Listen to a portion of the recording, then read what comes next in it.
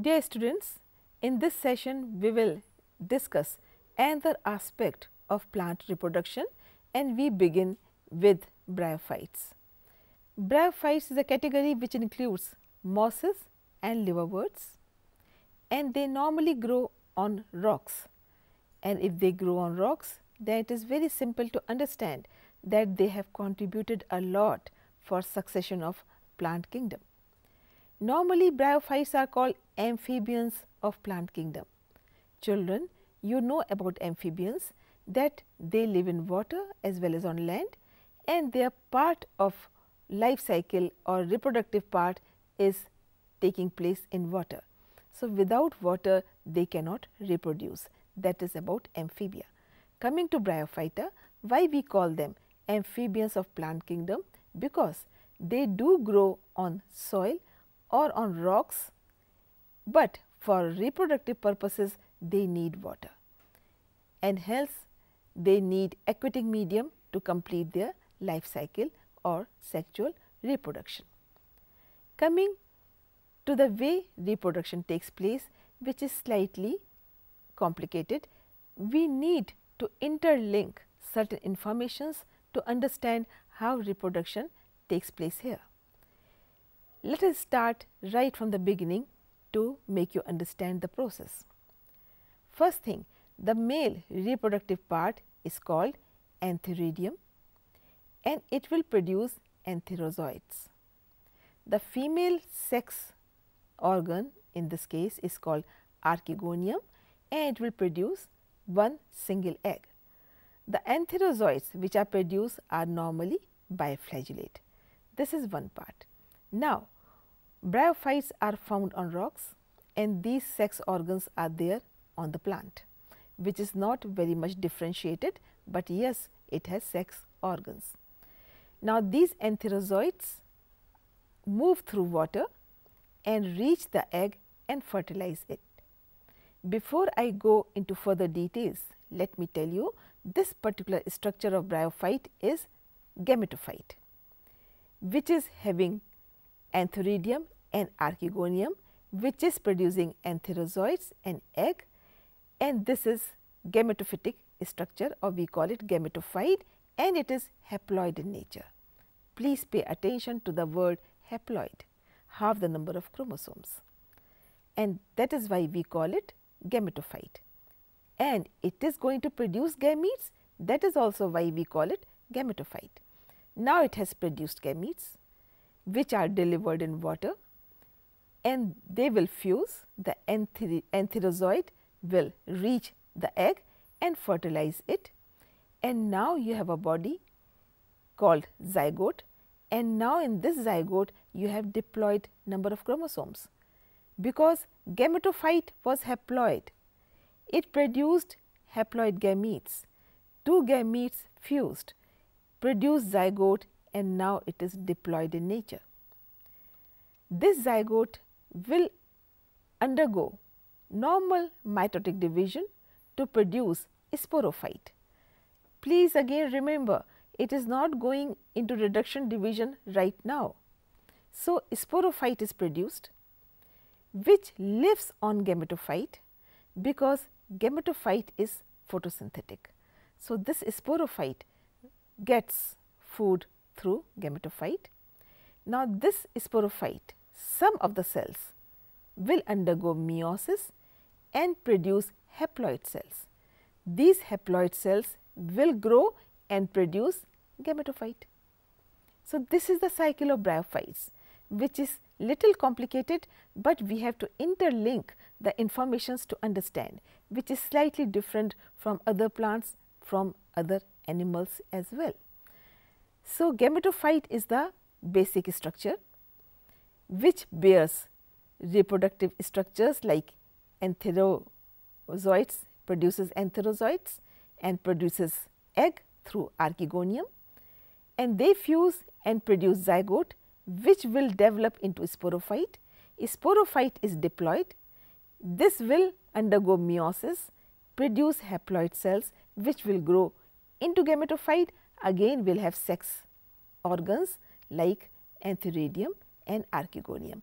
So, that is about bryophyte, and as I have told you already, the good examples are mosses and liverworts, and you can see mosses growing very easily on rocks near the water bodies and quite green in color.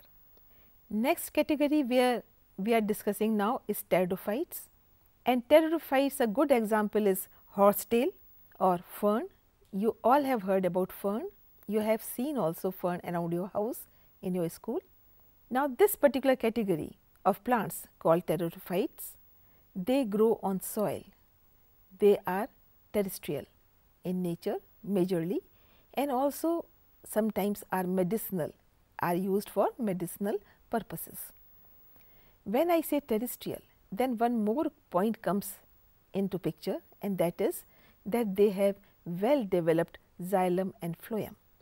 Children, you all have heard about these terms xylem and phloem. They help in transport of water, minerals and food material in the plant. Pteridophytes are the plants where for the first time in the story of evolution the xylem and phloem appeared. So, that is the importance of pteridophytes. Second point about reproduction here is that the main body of the plant is sporophyte. Like in previous category, you studied that it was gametophyte, but in this case the main body is sporophyte. It will produce germ cells or gametes. It has well developed root, stem, leaves like any other plant. Because the main body is sporophytic, that means it will produce spores, and once it produces spores, then naturally further development will take place. Now, for producing spores, there will be sporangium on the body of the plant. You have seen cone bearing plant. In fact, they also come into this category. So, sporangium will produce spores which are present in the cones. So, you can see one fern in this particular slide. There is sporophyte, strobilus, cones and finally the spores. Now, when these spores develop, the multicellular body which they produce is now the gametophyte. That means, sporophyte was the main body and it produced gametophyte. So, that is again the alternation of generation. Pteridophytes, which are the first truly terrestrial plants, they begin their story of reproduction with sporophytic stage and complete by gametophytic stage. Children, we are now discussing about gymnosperms, and good examples are pines, the cycas you all have seen. You must have enjoyed sometimes collecting the cones. Those all plants come in this category. Redwood tree, which is supposed to be the tallest tree in the world, is also falling in this particular category. In this particular slide, you can see the redwood tree, the car going underneath the stem. It is very huge and very big in size and very tall also. Coming to the reproductive part of this category, gymnosperms. It produces microspores and megaspores. That means, sporangia is there.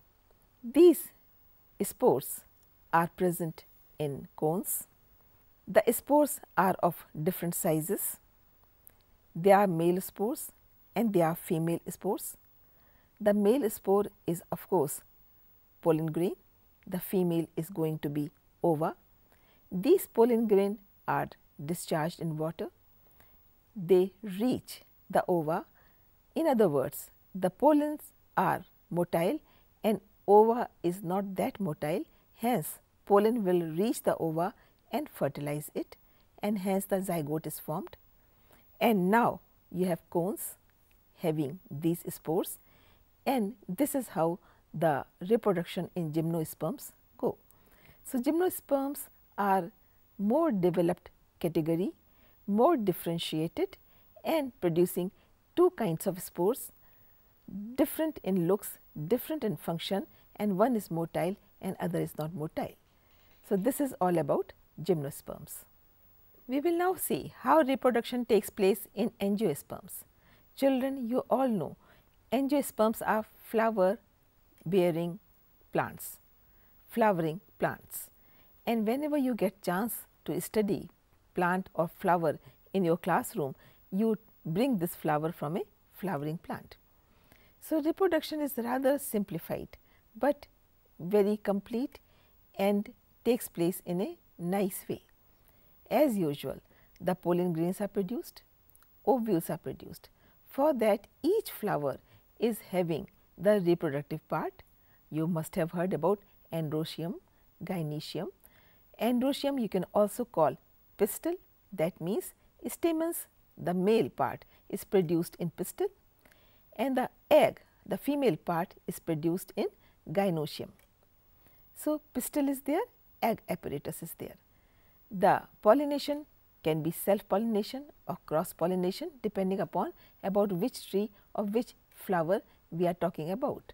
So, all the flowering plants, whatever you can see, fall into this category. So, pollen grains and ovules are within the flower.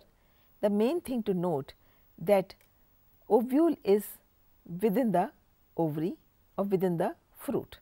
That means it is not naked, it is covered, whereas in the previous category, that is in gymnosperms, the seeds are naked, in angiosperms the seeds are not naked. So, this is about angiosperms. In angiosperms, there is double fertilization and it has some significance. Also, there is alternation of generation. We have studied about gametophytic stage and sporophytic stage. So, that alternation is also to be understood. We first begin with double fertilization in angiosperms. This particular slide explains the details. To understand life cycle of angiosperms, we understand this particular slide. You can see mature flower on sporophyte on the plant, and this will be 2n, that means diploid. Then anther will produce microspores and ovule will produce ovary. Now, this production took place because of meiosis. It has become haploid from diploid. So, it was 2n and now it is n. In other words, pollen grain is n and also ovule is n. Now, this pollen grain will reach on stigma. It will finally do the fertilization by making pollen tube.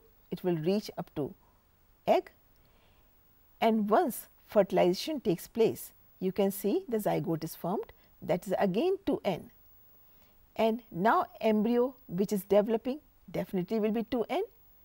It has embryo, it has food supply, it has seed coat, and when this seed germinates, then it produces the mature flower or mature plant again. So, you can see the life cycle of angiosperm. It started with 2n, became single n, and again became double n. I will now explain to you children alternation of generation, which will mean gametophyte producing sporophyte and sporophyte producing gametophyte. Unless this is happening, the life cycle of the plant will not be complete. So, to understand gametophyte, the haploid or diploid, sporophyte, haploid or diploid, and how it is alternating, we can understand what is happening in double or alternation of generation. In this session, we have discussed about bryophytes, pteridophytes, gymnosperms and angiosperms, and also we have tried to understand concept of double fertilization and also concept of alternation of generation, including gametophytic generation and sporophytic generation. With this, we come to the end of this session. Thank you.